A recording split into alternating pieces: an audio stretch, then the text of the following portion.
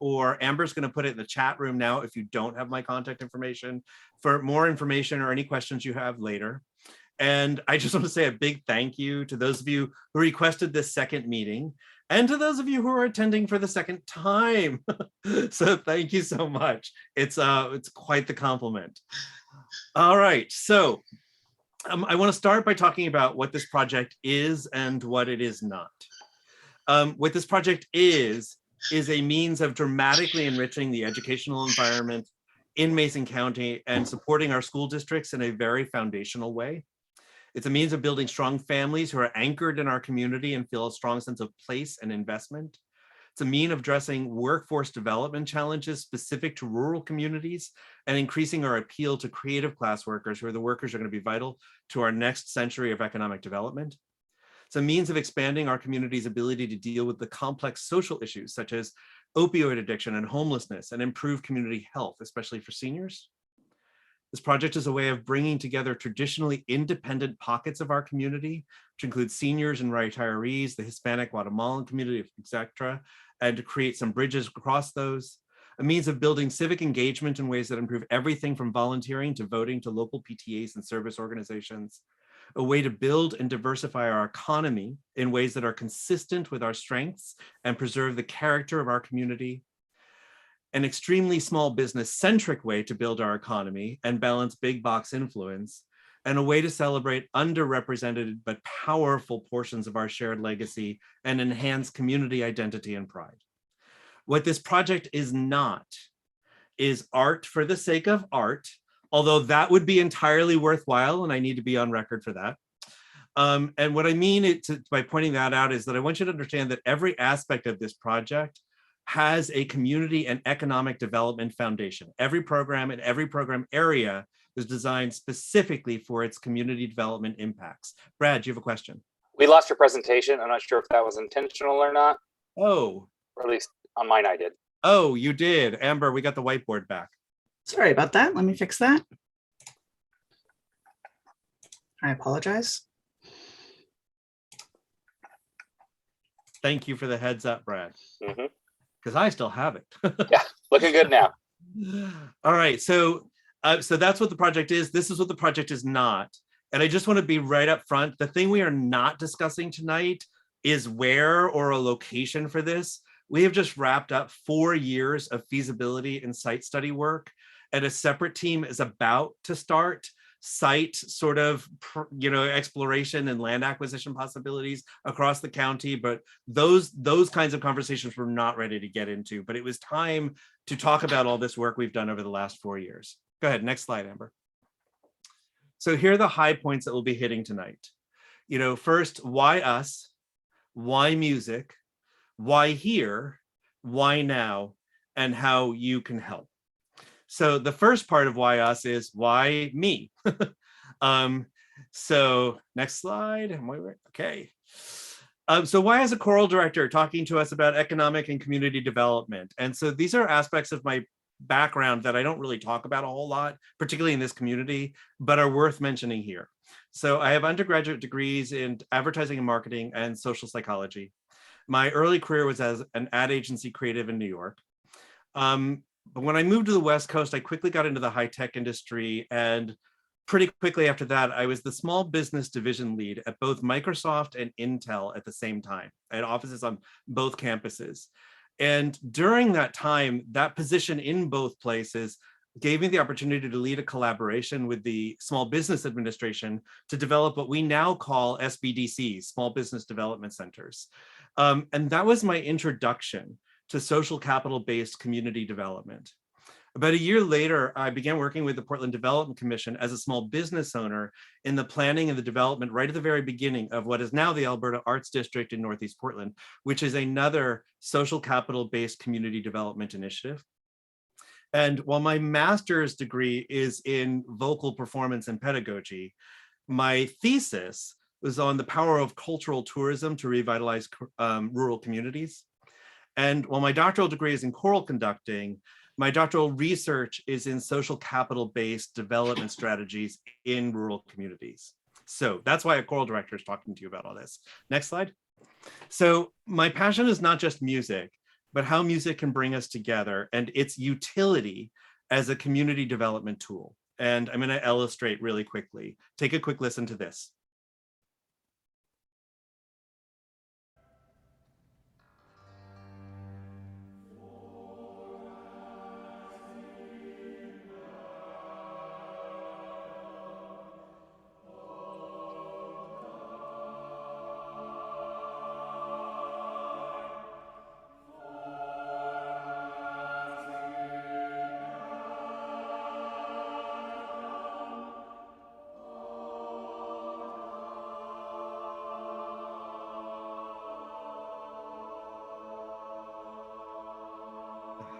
I love that moment every time I hear it. So that is a non-auditioned Mason County choir that at the time was just 11 weeks old in its very first performance. And that is not what a community choir normally sounds like. That's really, really good. And I want to talk about why that is. So, but first, let me explain a little bit more about that clip. So this was November of 2017, and 2 months later, based on this recording, we received our invitation to perform at Carnegie Hall. That debut then happened in May of 2019, and that's what's pictured in front of you right now. And then for that debut, we commissioned a piece that celebrates the cultural contributions of those who settled the Olympic Peninsula. In fact, the entire work is built around First Nations music, which is another area of specialty of mine. So in September of 2020, the recording of that Shelton performance of the work not only won an American prize, which is like the Oscars for classical music, but the finale prize of the season, which is the Ernst Bacon Award, which is like Best Picture, marking it as one of the 2 best performances of American music in the world that year by our peers. Now, that's a lot of success really fast for a couple of non-auditioned rural community ensembles without a lot of arts infrastructure around.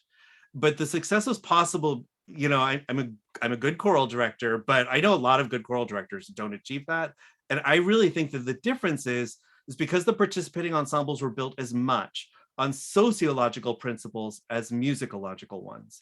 For example, the choirs in particular are meant to develop bridging forms of social capital, which means everything is structured in ways to intentionally bring together different segments of the community in ways they normally wouldn't be brought together on a shared project, which means it's non-auditioned, which means there's sliding scale fees with lots of scholarship support. And it also means the pedagogy is different. Like we use principles of flow psychology to build things like intrinsic motivation and self-esteem, which are needed in a rural community. So what I mean by all of this is to say that our choirs are designed as much for their community development impacts as for their music or cultural impacts. What I didn't anticipate about that was that those community development impacts would have such powerful artistic impacts in terms of the artistic achievement we were able to achieve so quickly and all the benefits that come with that. But the point is, the choirs were developed specifically for those community development impacts.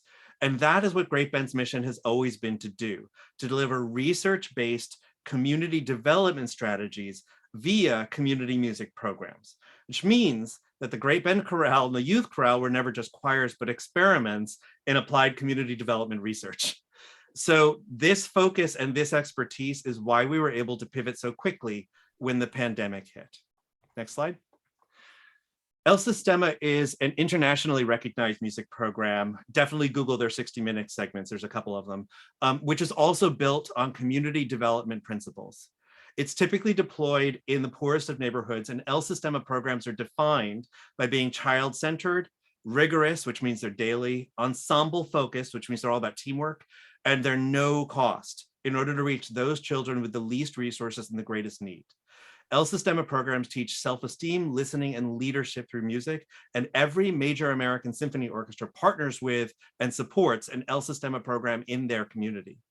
So we had been preparing an El Sistema-based program, early childhood program in collaboration with the new YMCA that we were going to deliver via YCare, and then the pandemic hit.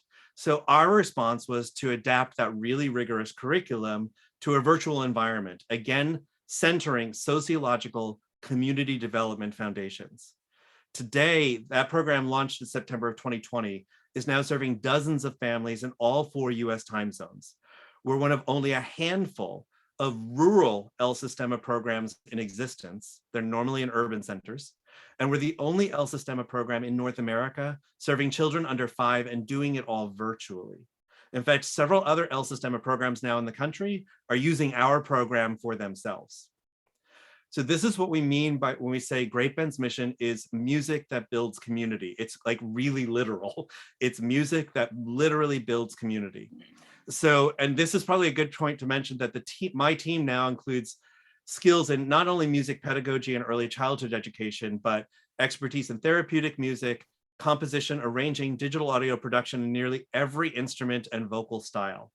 And we're currently applying this approach, which we kind of call this on-demand Peloton approach, to develop an on-demand version of Memory Care Choir, which will be our first on-demand therapeutic program, while we continue to diversify our course offerings for youth and community members and prepare for a return to in-person music making, hopefully this spring.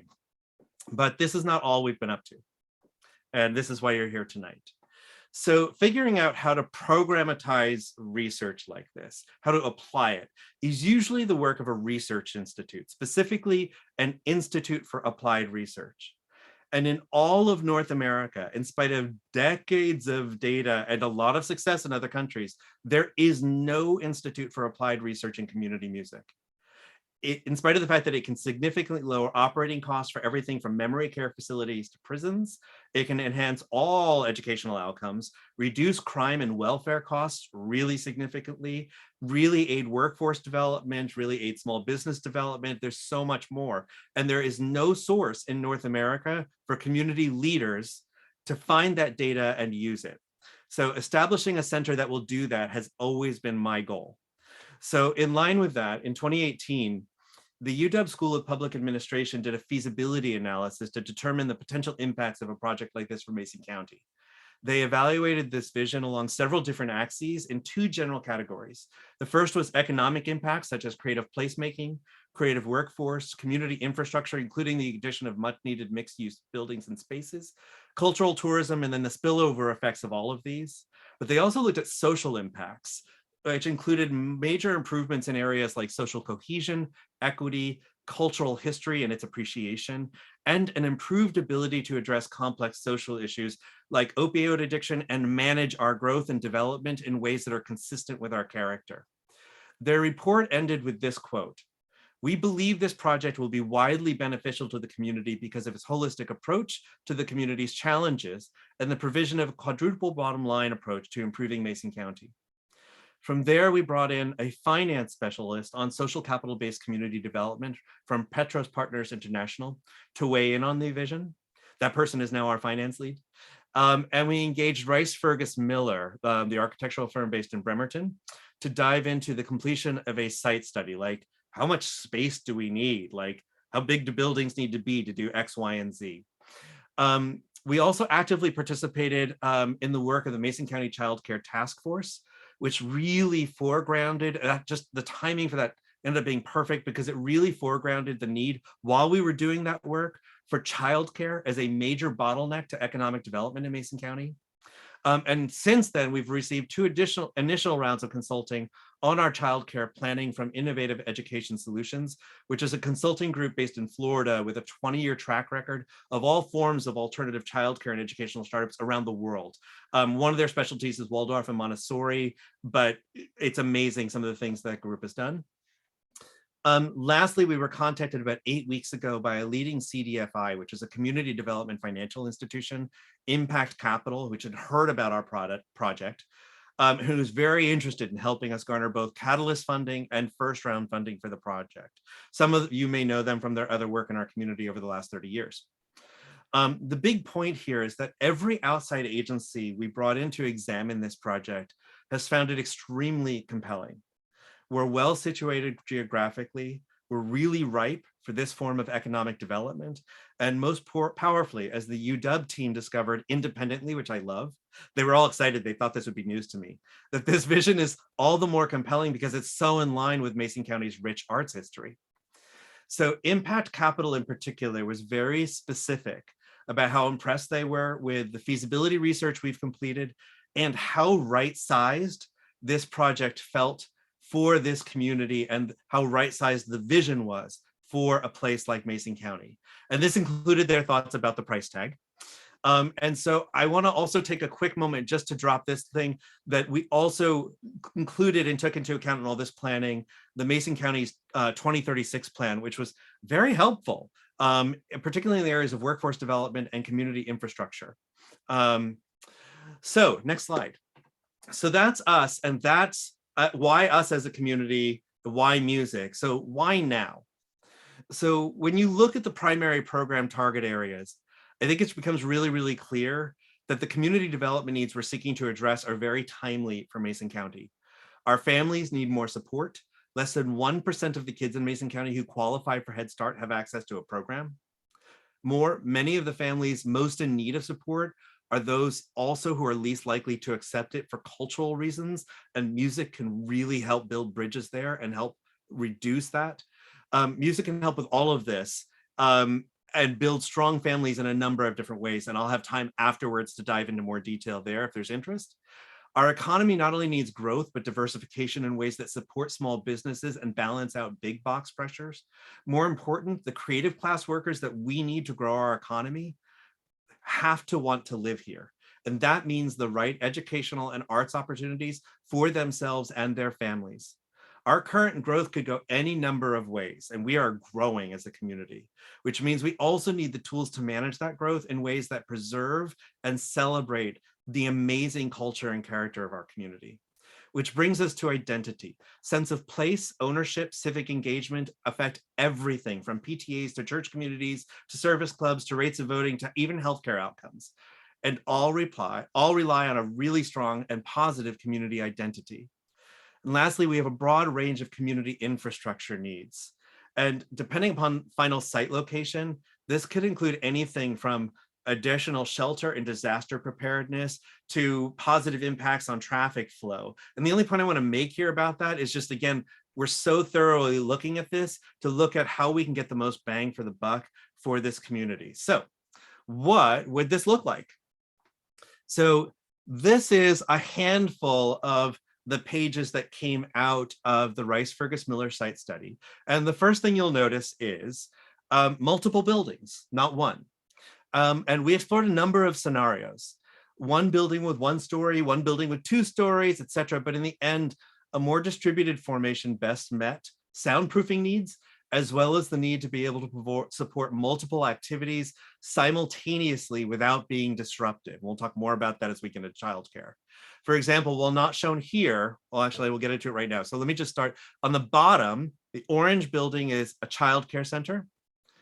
The big blue building on the left is a 500-seat destination proscenium theater. The blue building here is a community music center with classrooms, digital music lab, recording studio, rehearsal rooms, student lounge and cafeteria, more on that. The light blue on the top is a 100-person recital hall and special event venue. And then the yellow building is our administration building. And you'll notice they're all linked by fairly dynamic greenways that we'll talk more about. But in terms of some of the things that we talked about that are not shown on what you're going to see tonight, you'll notice that the layout also there is situated so that south of what you're looking at, so below what you're looking at, will be a separate set of parking with the right loop drop off so that the childcare center can be operating whenever it needs to be operating and not disrupt the parking and the traffic that will be coming from the larger parking area, which would theoretically be above what you're looking at, which would be for events and everything else that's going on so that we can manage those traffic flows.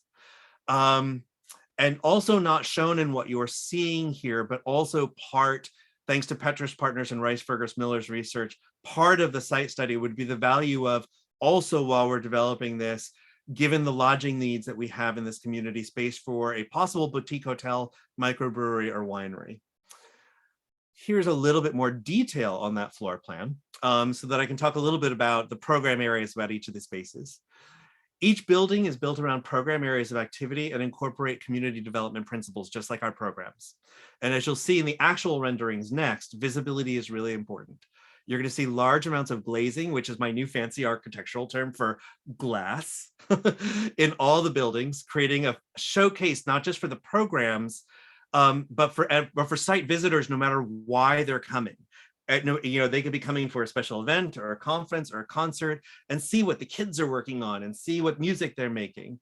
There are also programmatic drivers that sort of mean like that the glass on the inside of those buildings, the littles in the childcare center will be seeing what the bigger kids are doing in the community music center. And those kids and youth will then be seeing what older youth and community members are doing in the larger performance venues. And that's all by design. So we'll talk more about the specifics when we get into the renderings. Some highlights to review for you to look for. The glazing is also there because it's designed to blur the boundaries between inside and outside. No matter where this ends up in Mason County, we know it's going to be spectacularly beautiful because it's Mason County. And my personal favorite performance space, which is where one of the conversations that started all this, is Grace Episcopal on Bainbridge Island, which was designed by one of Bill Gates's favorite architects. And you performing there or worshiping there, you just don't have a sense whether you're inside or outside. There's so much glass and it's so beautifully manufactured. And that was an experience that I wanted. I want to point out too that everything is designed to be LEED compliant and to serve as an example of environmentally friendly design, which also happens to greatly diversify our potential funding sources. So a couple of highlights about childcare. Our focus will be on 6 weeks through pre-K, so that before school period. And it won't just be childcare, it'll be off hours childcare, which we definitely need. But it will also be musical. It will be educational, which is where the state of the art is on early childhood education, right starting from 6 weeks, because there's musical things that we can start interacting with kids with right from 6 weeks. So it will build upon and integrate our El Sistema Sound Scholar curriculum. The primary care spaces front the music themed play area and our music discovery center, which you'll see. There's a dedicated entrance or whatever, and it's the location of the first of 3 kitchens on campus. The Community Music Center has, as I mentioned, a student lounge and cafe, lockers, both personal and instrument lockers, digital music lab and classrooms, a recording studio, individual and small group practice rooms, multiple additional indoor and outdoor spaces for impromptu meetings and music making, an instrumental repair shop and rental space for storage of choir robes, and a catering kitchen. And I'll get back to that. Well, actually, I point out the catering kitchen, you'll notice, is right at the top of the dark blue area, and it borders the light blue area. Those 2 buildings sign a function as a unit right now in terms of how we're conceptualizing them, so that the catering kitchen can provide cafeteria support for the student lounge primarily, but also provide catering support for special events, which we see as a potential sustainability leg for us, depending upon where this ends up, for any special events that happen in the light blue area, which is my favorite spot on campus. There's a grand piano closet suitable for a side. Oh, no, I'm jumping ahead. I'm missing my bullets.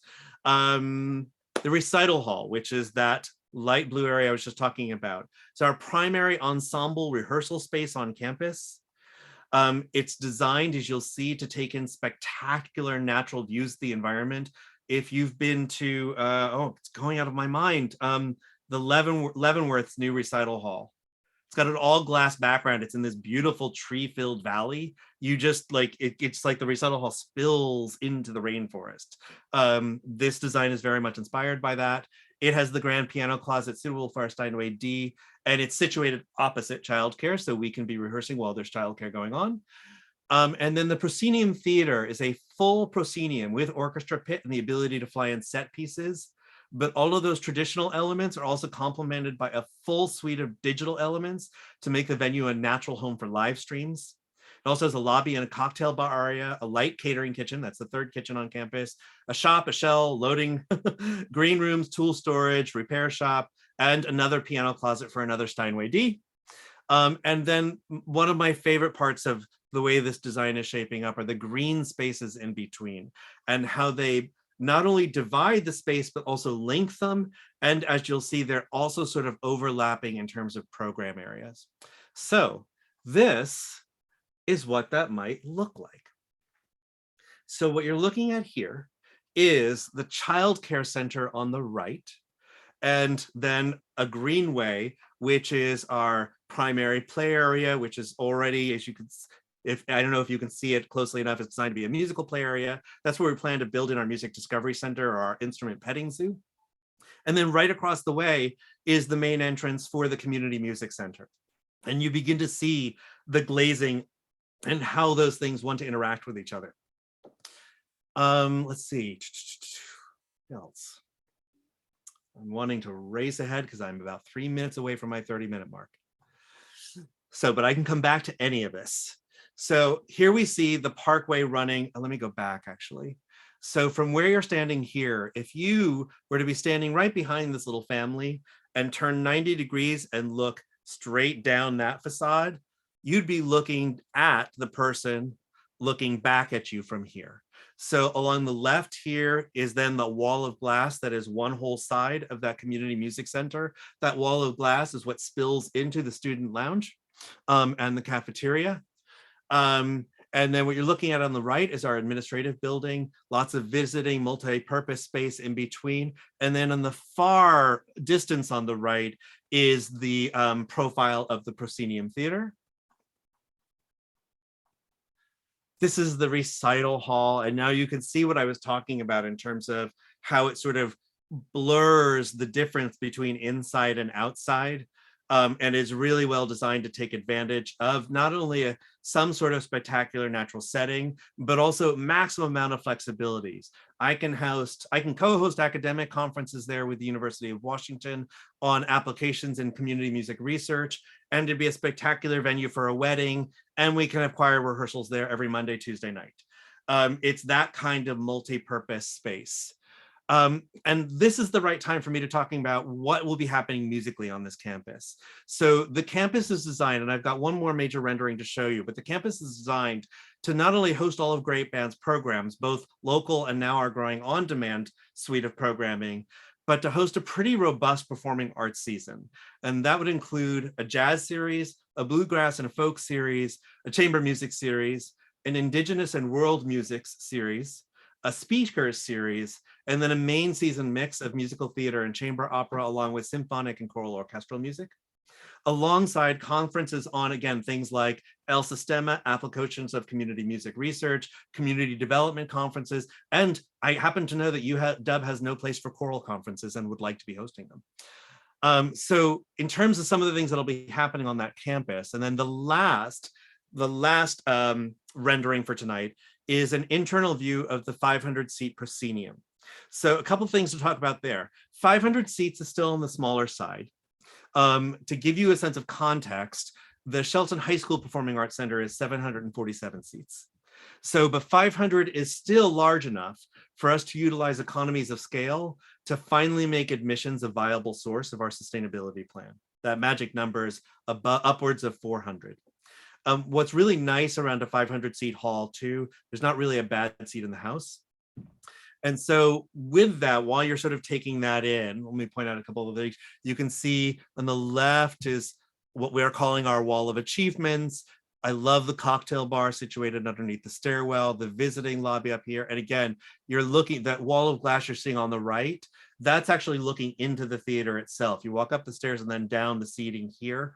And this was a choice I'm going to admit I made, because showing you the theater part felt like you know what a theater looks like. I wanted to show you the visiting community development, what a beautiful space this would be to hang out place part. So at this point, I'm going to break to allow anybody who needs to leave to depart, and to give some questions and feedback before I go deeper. I can go deeper on any of these areas, but first is the last of our bullet points, which is how you can help. So this is a really big vision, and we're going to need help with very many things. The first of which is getting our message across. So the first thing I want to ask, and because I can't really hear whatever, thumbs up is good. Did you learn more about Great Bend's work tonight? Did you understand that everything was so grounded in a basis of community development research? Good, that was like the one thing I really wanted to show. I'm seeing lots of thumbs up, that's awesome. Okay. So it's been a hard thing to talk about because it's so it's so at the 9,000 foot level. People really don't want to know what your choir is about. They just want to know what you're singing and can they join.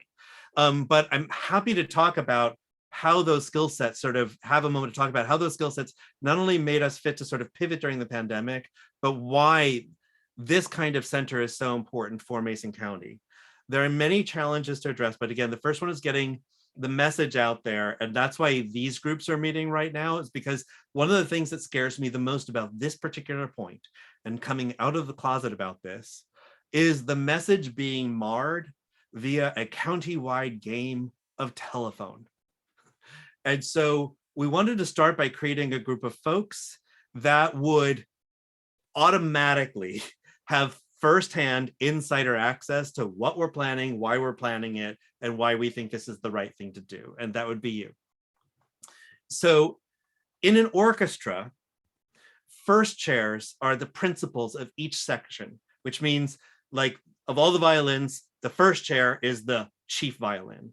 And they are responsible for each section's unity and musicianship. And that's the kind of thing that we're asking from all of you. So Great Bend first chair members will provide leadership throughout our community, each communicating as an insider about Great Bend's vision and helping to ensure that news and information about our progress is delivered in the most orchestrated of ways. Each first chair member will receive a number of acknowledgements, but the primary is a named chair or chairs in the proscenium theater. First chair members will receive advance access to both individual and season tickets, including the option to reserve their named chairs for their chosen performances. More importantly, we'll be hosting first chair events throughout this capital campaign we're kicking off now. Events that are specifically designed to help community insiders get news and share news and get updates first about everything from capital progress to collaborations with Jazz Alley acts to assemble a world-class jazz season. These will resemble more of a traditional house party as the pandemic progresses, I'm thinking, with both musical and culinary elements, so that the folks that are a part of this program are empowered to invite others to come in and have it be a fun social thing. So the first of these is scheduled for Thursday, February 10th. And in addition to a cocktail component, the musical component will focus on music that has emerged from dark times. And we have a really fun program planned. So it costs $1,000 to name one chair, and that chair will be situated on the orchestra aisle, or $5,000 to name 4 chairs, which will be situated orchestra center. And I hope you and your business, you and your business, even better, will consider it. There's a link in the chat if you want to become a first chair, and I'll be sending it out in a thank you email as well. So with all of that, I'm 4 minutes late. Who has questions? Matthew, it's Kevin. I think this Kevin. is just unbelievable. I've got my mother and my grandmother on the call listening in. Hi, Mom. Hi, Nana. Look, your boy's on television. Hey, I think this is amazing, and I know this is a fascinating project. I found it really fascinating when you talked about the different funding sources available to this project and the diversity of options to fund it.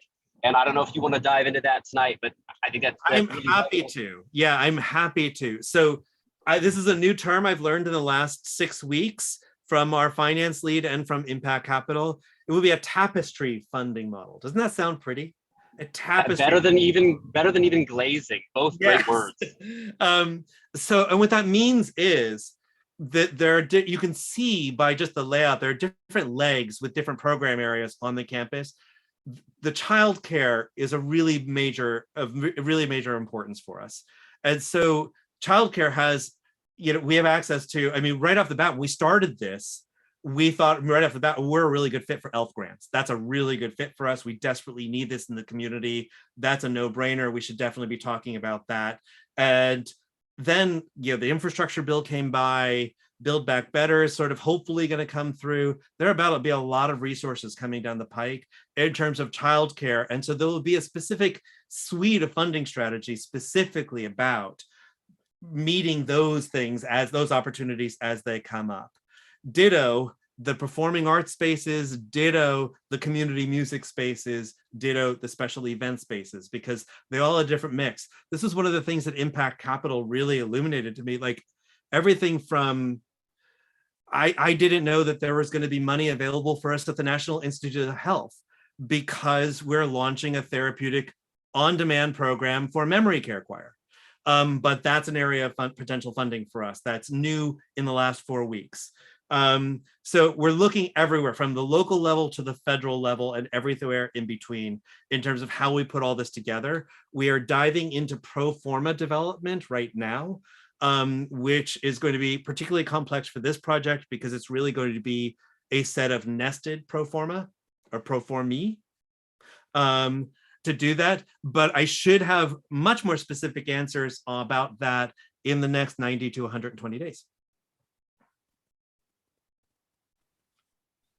Next question. I can talk about how music builds strong families, how music builds strong communities. I got dissertations worth of data.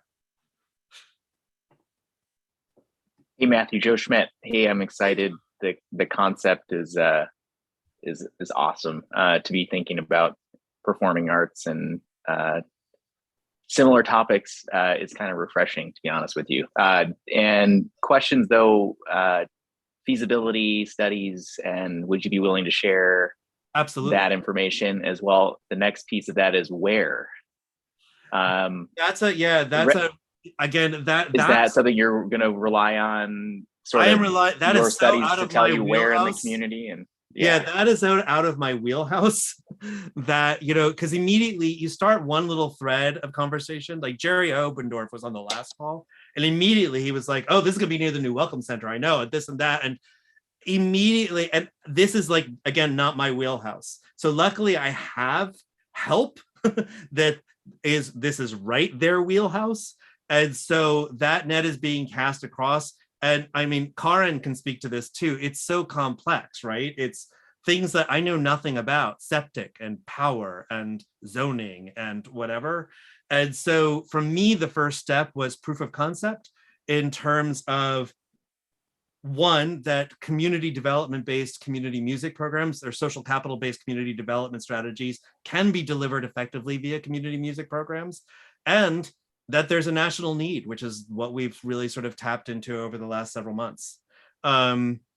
That was always the plan, even though we never talked about it. My inaugural board members, Drew McEwen can tell you, Heidi can tell you, this is what we were talking about in 2017. But I'm just thrilled to be here now, and that we were able to make hay during the pandemic, which has been so hard for so many others. But I mean, don't get me wrong, I miss my choirs. I crazy miss my choirs.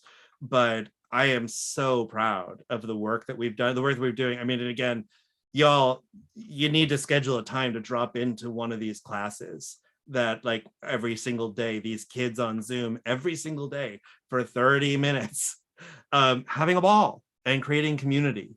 And that could be one of the things Mason County is known for. So that's what I'm kind of, that's my personal vision 10 years from now. That's one of the things that's at the forefront of our brand.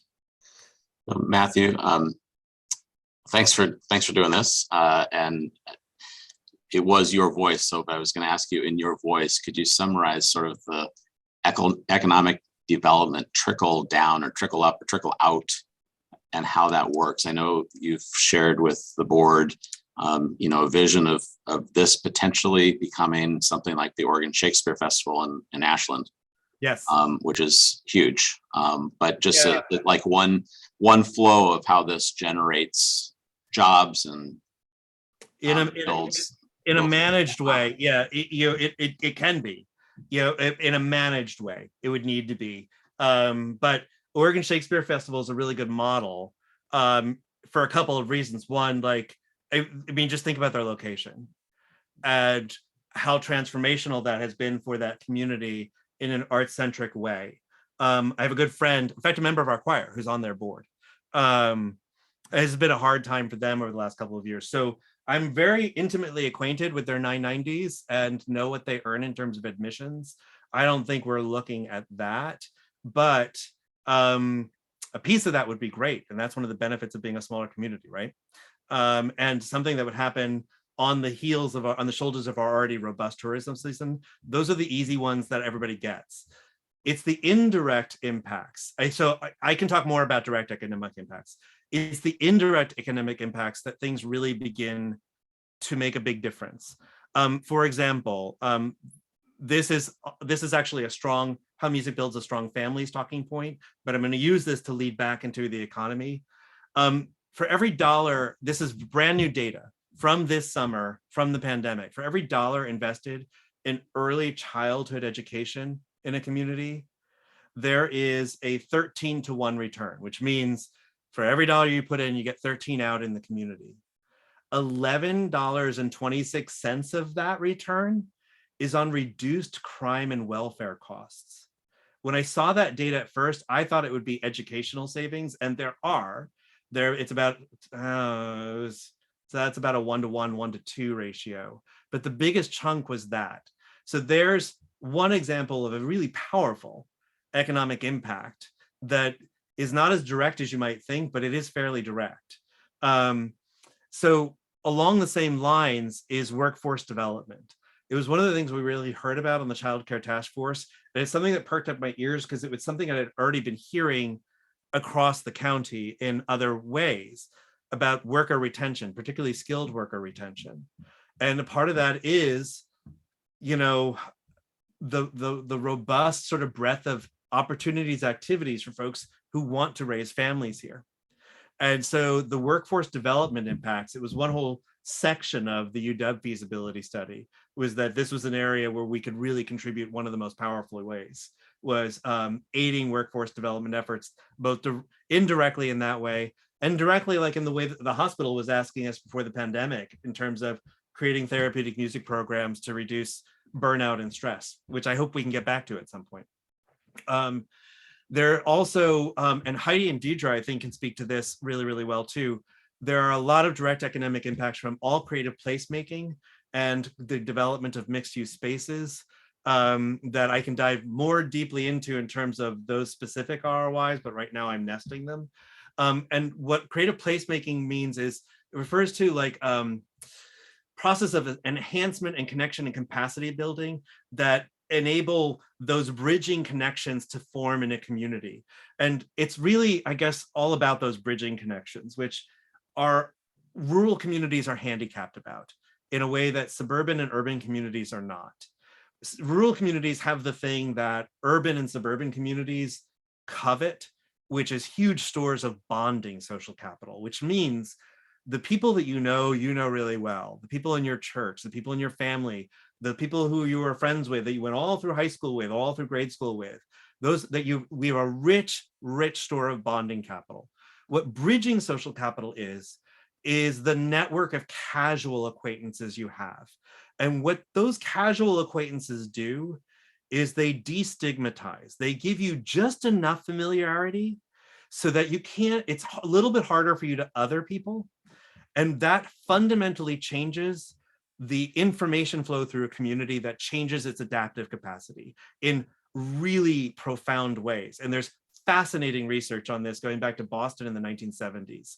And so what I mean by those casual acquaintances, in a city, you're going to get to know people of different faiths, different colors, different income groups, or whatever, just because you're rubbing against them as you go to work every day, as you wait for the bus every day, as you're on mass transit or whatever. It's so much easier in a rural community to stay within your bubble, which is wonderful and kind of why a lot of us are here. But what that can do without bridging connections to diffuse that, you end up with tribalism, which is what Bowling Alone in Putnam's book in the late 90s was so revolutionary about. And that is at the forefront of community development thinking right now. And you can't solve that with legislation or policy. You can't legislate, hey, go get to know some people well enough that you're a little bit more comfortable with them. You can't create a law for that. But, just like taking your kid to choir practice at the same time every day, you get to know the other parents, you get to know, oh my God, we see this all the time. Oh my gosh, those gay parents, they're not as scary as we thought they were. And that's the way it happens. It doesn't happen through legislation or public affairs campaigns. It happens through collaboration on small bite-sized goals over a period of time. And the arts, and in particular music, are the most effective ways to do that, most cost-effective ways to do it, and the most effective ways to do that. And the economic effects of that are enormous. And there's research that has quantified the economic effects, both in terms of how they have enhanced a community's ability to be faster to identify new opportunities, as well as the community's ability to be faster to respond together cohesively in crisis. And that was probably way too PhD.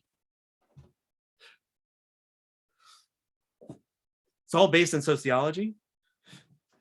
I liked it. I thought that was great. Thank you. Thank you.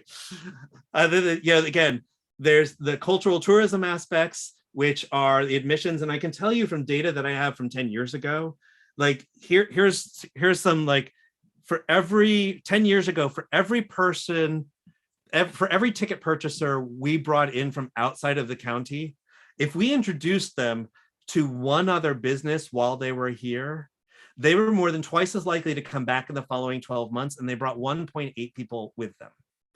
And so it was a big project quantifying that for 2 years, but we did that in 2009 and 2010.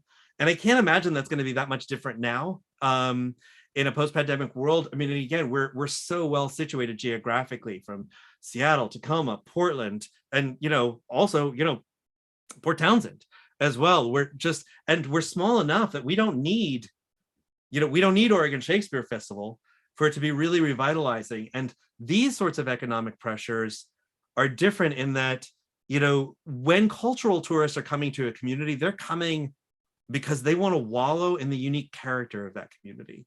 They're not interested in going to Walmart. They're interested in walking down Railroad and poking down all the neat shops that are down there. It's one of their most defining characteristics. That's different from adventure tourists that are coming to go hiking, although we need those. They're okay dashing into Walmart to get their new water bottle or to fix their air mattress. Cultural tourists have extra bang for their buck that are really powerful for the community, on top of the fact that they travel more often than other forms of tourists, stay longer, and spend 60% more while they're there. So in terms of having maximum impact for our community in the most positive ways, while diminishing negative impacts like traffic flow, cultural tourists are sort of the lowest hanging fruit, which is completely in line with 2 rounds of consulting that Janie Kamen had done in the early aughts when she was a county commissioner, that were really fascinating. She hired 2, one of them was the tourism consultants that advise countries and like the state of Hawaii. And they did an analysis on what would be the lowest hanging fruit to diversify Mason County's economy in a post-natural resource or post-timber way.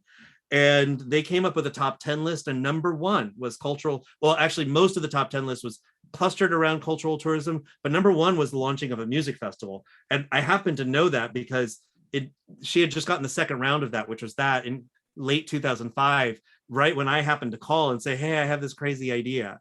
I want to launch a music festival here. And so the economic benefits are huge. I have a question. Yeah, Hadley.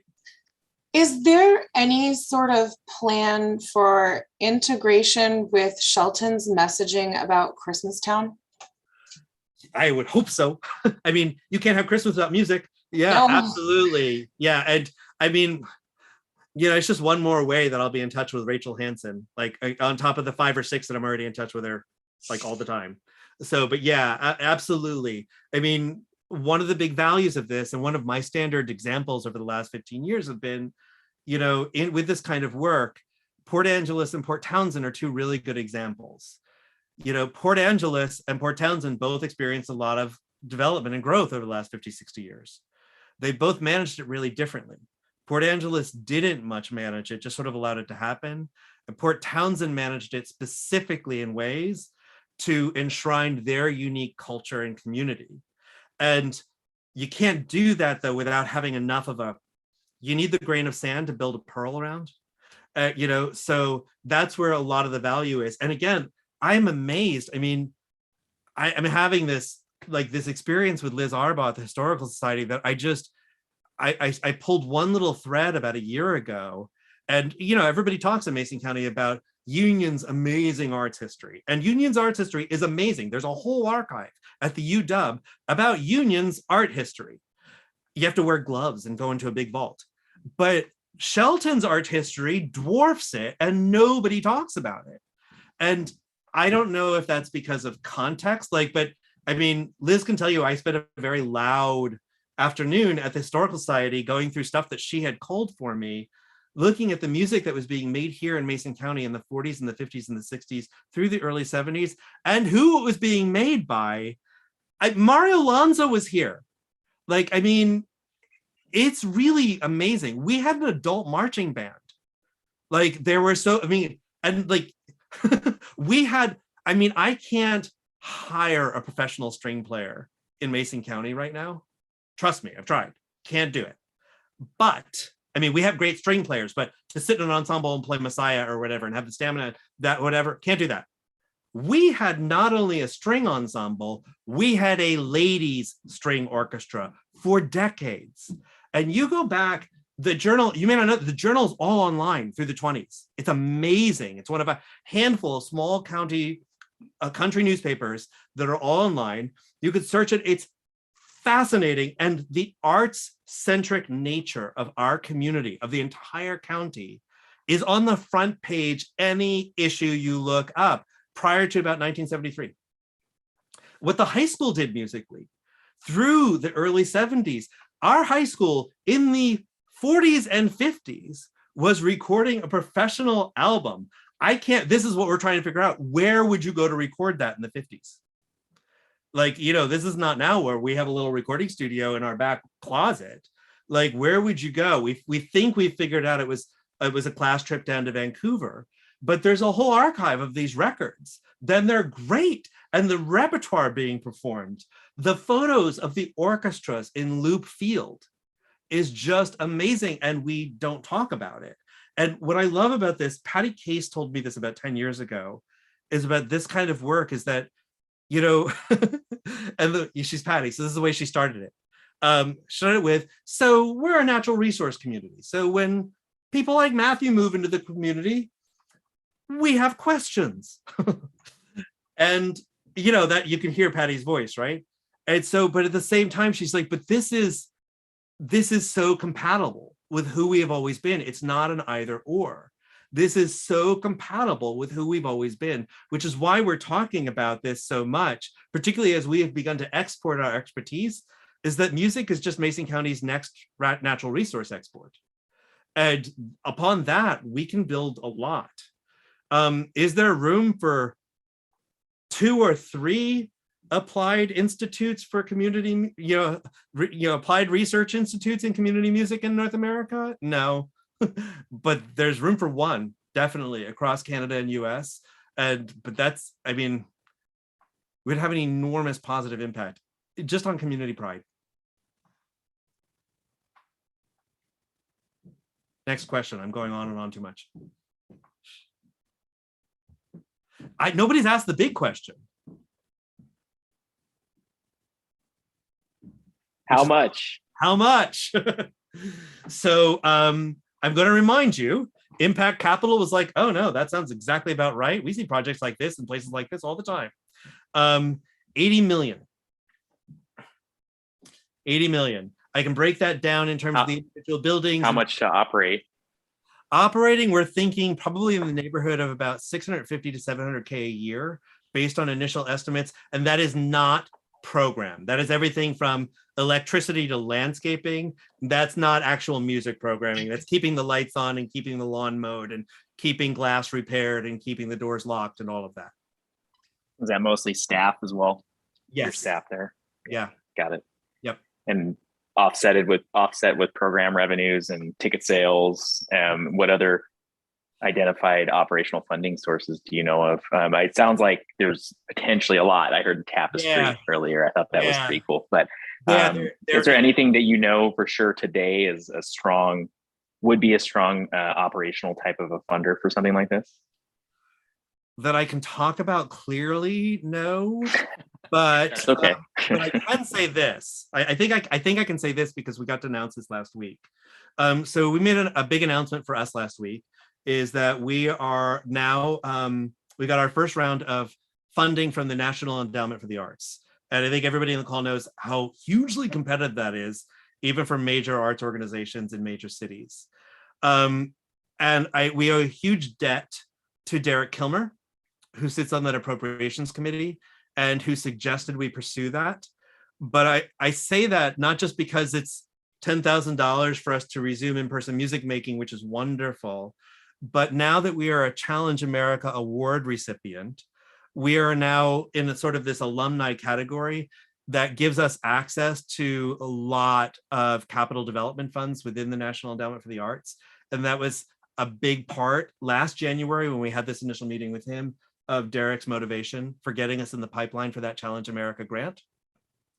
And I can't talk enough about John Warner, who is our finance lead. This is what he does for a living. And this, if you'll indulge me for a couple minutes, we have a wild story. So I mentioned at the beginning, my first work with the SBA, and then my next round of work, which was with Portland Development Commission. And at the time, I had this amazing mentor there as I was a small business owner launching a restaurant, but in love with the social development, the social capital-based community development ideas.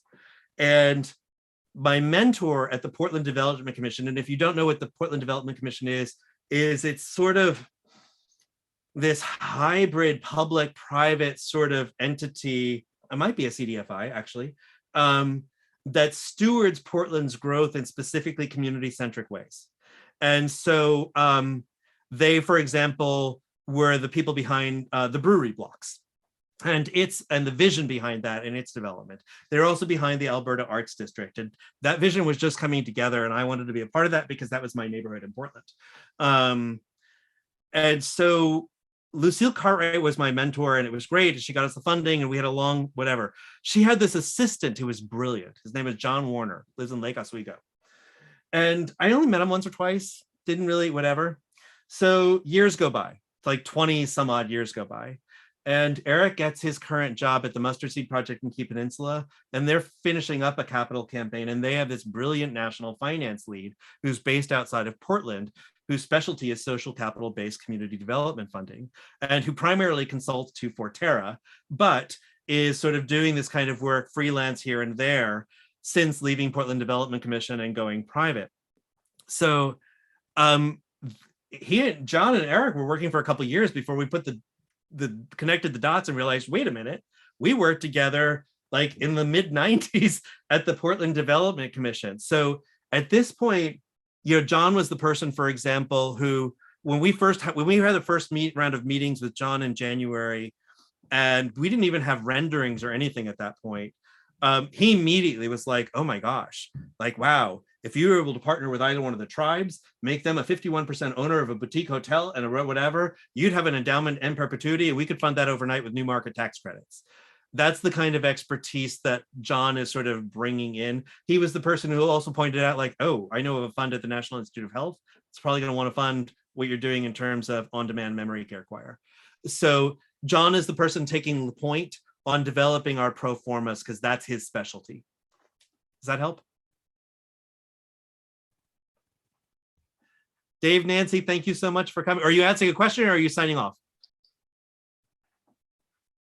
I think you're on mute. You're muted. Bottom left-hand corner. Well, it's up in my upper right. You hear it now? Yes. Yeah, okay. So the question is timeline, time frame.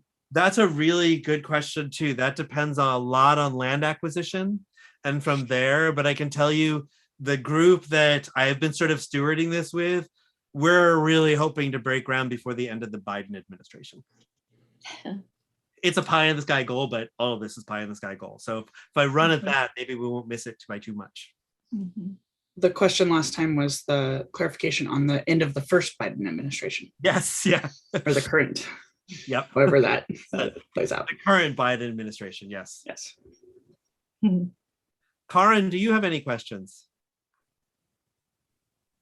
Well, I just have, I have one. And first, let me apologize for being late. I had the time wrong.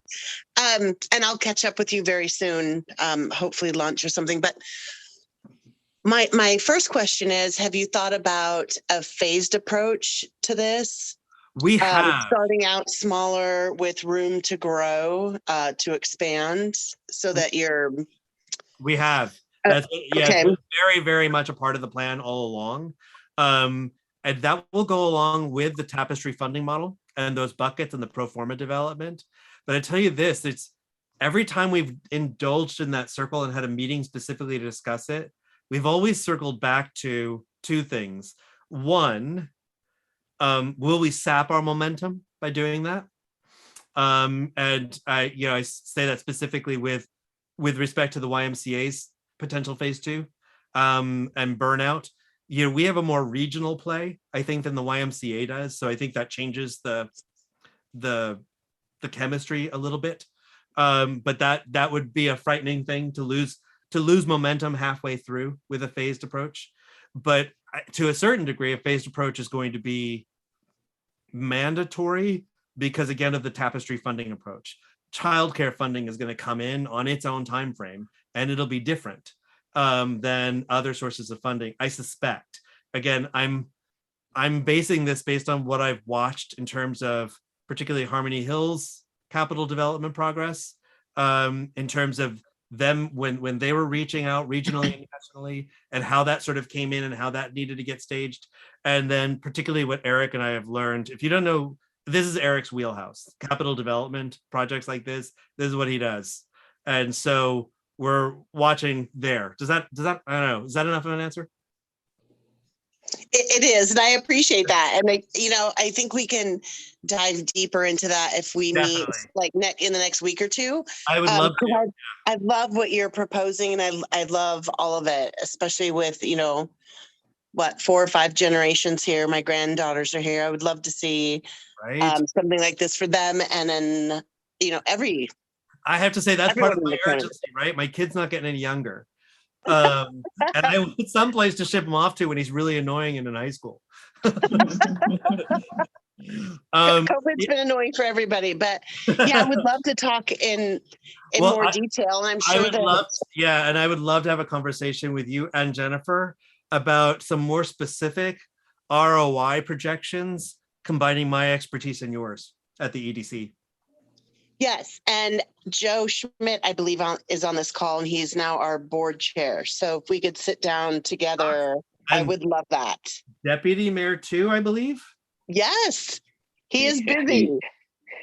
Easy now. He's fabulous and busy. Yes. No, happy to talk. This is absolutely, it's absolutely an awesome thought and project. I think, I would love to participate more. Thank you. So thank you. And Karen, I'll follow up too. Like we're ready for a follow-up meeting with Impact Capital. I will tell you, it was a bit like drinking at the fire hose. Again, it was wonderful because they pursued us. They heard about our project from Rice Fergus Miller. They pursued the meeting with us very aggressively. Like they heard about us 1 week, and we had a Zoom meeting within days. With their president and with their lead finance specialist. And that's excellent. It was remarkable the number of legs. They were just sort of like, oh, we could do this. Oh, we could do this. Oh, we have a fund. We definitely, okay, we okay, get this in order or whatever. So they left us with orders. Get your pro forma done ASAP. We have funds we want to connect you with ASAP. And they were people we had the phased conversation with too. And they were like, yeah, no, this is right sized. You kind of want to think about this all of a piece. So again, I think it's a worthwhile conversation to continue to steward, particularly as we develop the pro forma though, which is naturally going to break into those phases. I agree. Thank you.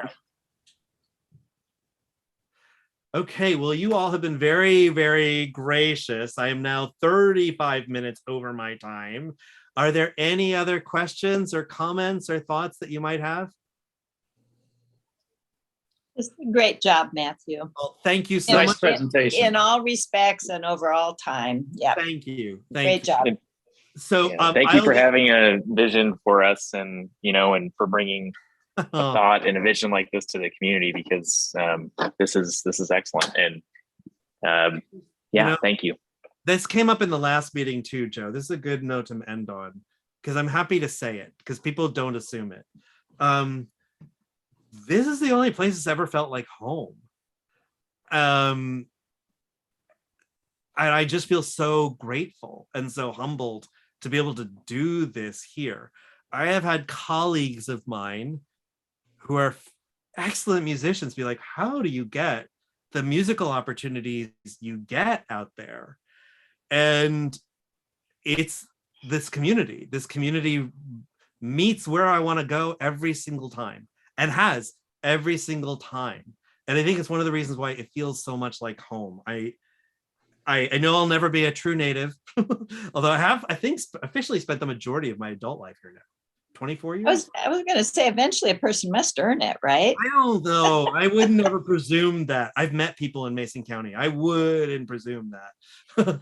But As a native, I'll say that you have earned that right. oh, Karen, Most thank friends you. have taught me you can be here for 50 years or 5 years. What have you done for this community? This is the thing. Like when we started with Rice Fergus Miller, you know, Steve Rice and Steve Rice and Eric and I have had a lot of connections for a lot of reasons for a lot of years. I was just so happy to be able to say, he's like, boy, you guys have been doing a lot in that community. I'm like, but it's such an amazing community, and I feel so lucky. And yeah, it's the place where I want to be, and this is what I want to spend the rest of my life doing, is building this, and, you know, having a lot of musical fun with a lot of little kids. I had no idea how much fun 3 to 5 year olds on Zoom would be, and I'm telling you, it's crazy fun. Doesn't sound like it would be. I get it. It doesn't, but I'm telling you, it's better than some other Zoom meetings I have with other folks. They're at least very Zoom deft. All I right. Well, appreciate your passion and all of the work that you do. thank I you. really do. Thank you. Ditto. Right back at you, actually. So ditto to everybody. Thank you, Joe. Thank you, Amber, for running slides. Thank you, Jim, for coming very much. Well, no, I'm not gonna feel bad for you. You just came back from 3 weeks in Hawaii. Never mind. I'm like, yeah, whatever. Nice and tan. So, but I do have stories again. I have a fresh set of stories about how much I love your staff to share with you sometime soon. All right, well, have a great night.